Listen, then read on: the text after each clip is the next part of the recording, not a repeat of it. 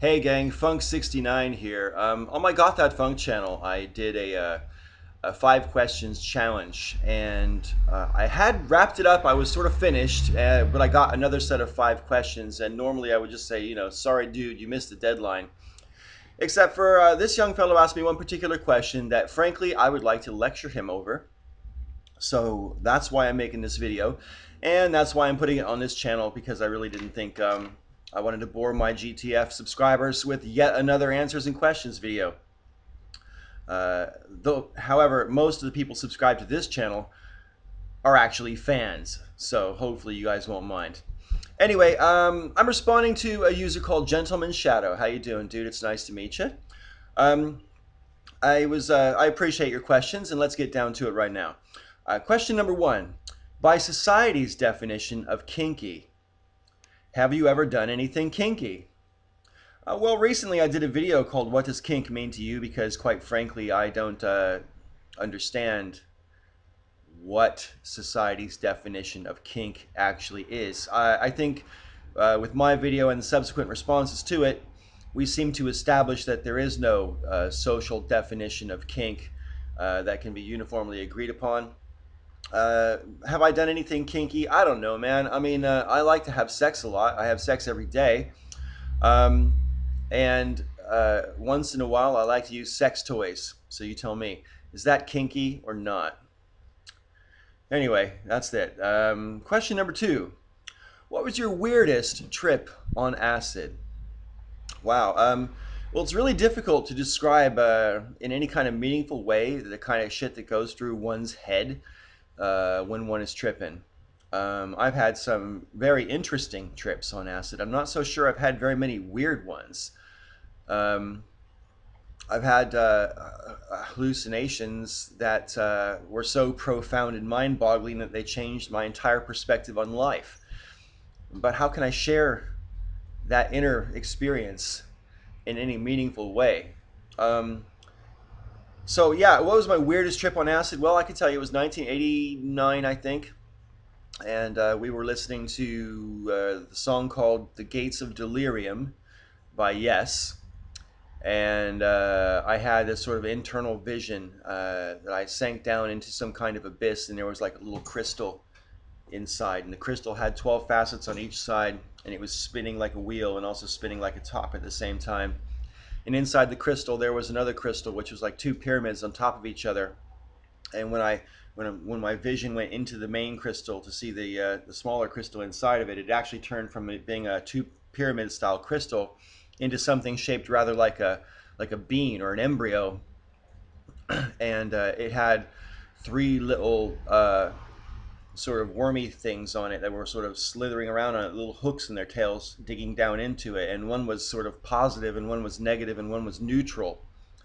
And what I came away from that experience with was that there's a constant battle for your attention between um, positive, negative, and neutral.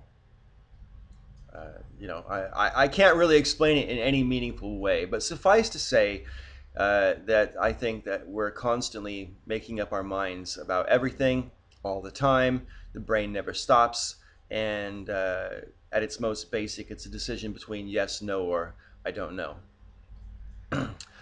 Question number 3. If you could fuck one YouTuber just to say you did, who would it be? Well, Gentleman Shadow, this is the question that I have to lecture you about. But before I start my lecture, let me just answer your question. My woman doesn't make YouTube videos. I couldn't get her to make YouTube videos if I paid her loads of money. She doesn't like to be on camera in general. And therefore, there is no YouTuber I would fuck. I wouldn't fuck anyone except for my woman. Now, I have to lecture you about this question because I think back in December of last year, I made a video called My Problem with Men. And this question exemplifies one of my problems with my own sex.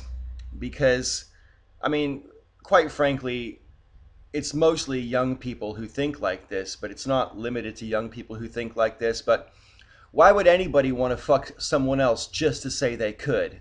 That's fucking retarded. Um, I got news for you, man. I wouldn't want to fuck anybody who didn't want to fuck me first. And I don't understand why anyone would. I've never been able to comprehend how you can look at someone and want to fuck them without knowing anything about that person as a person, just because of the way they look. I'm sorry, but I don't roll that way. I wasn't built like that. I mean, I can look at an attractive woman and think, wow, she's attractive. And I might think, wow, she must feel great in someone's hands.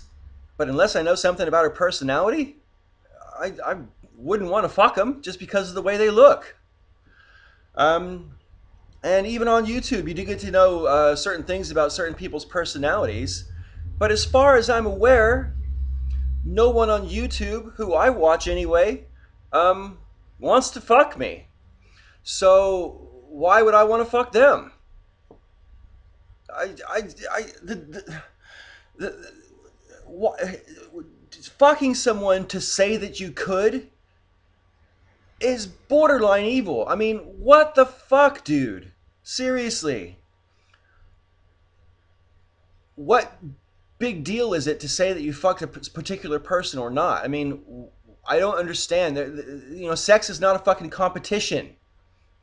There's no score being kept here, you know, in life. I mean, you know, the number of partners that you have or whatever is nowhere near as relevant as to the quality of those exchanges.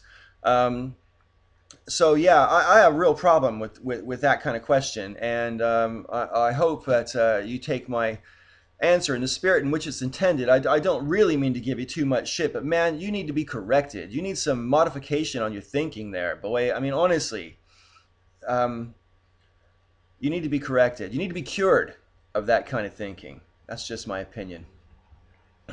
Question number 4. If you could set the age of sexual consent, what age would it be and why? I think that here in the UK they've got it just about right. They set the age of consent down about 16 years old. There are other countries in Europe, I believe the Netherlands sets it at 14. So it does go lower than that in some parts of the world. I think 16 is sensible because, Gentleman Shadow, as you quite rightly point out, people are going to fuck no matter what age you set the age of consent at. People younger than it will still fuck sometimes, and I think you're right. I think 16 is sensible.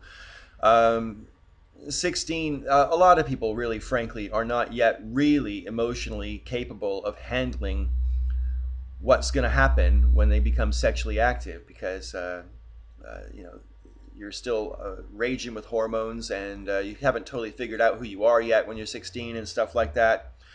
Nevertheless, because you're raging with hormones and because most people in their mid-teens do have a very strong sense of self, they are going to fuck anyway. And since people are going to do it anyway, I think 16 is probably the most sensible age to set it at. Some people are mature enough to handle it by then, some aren't.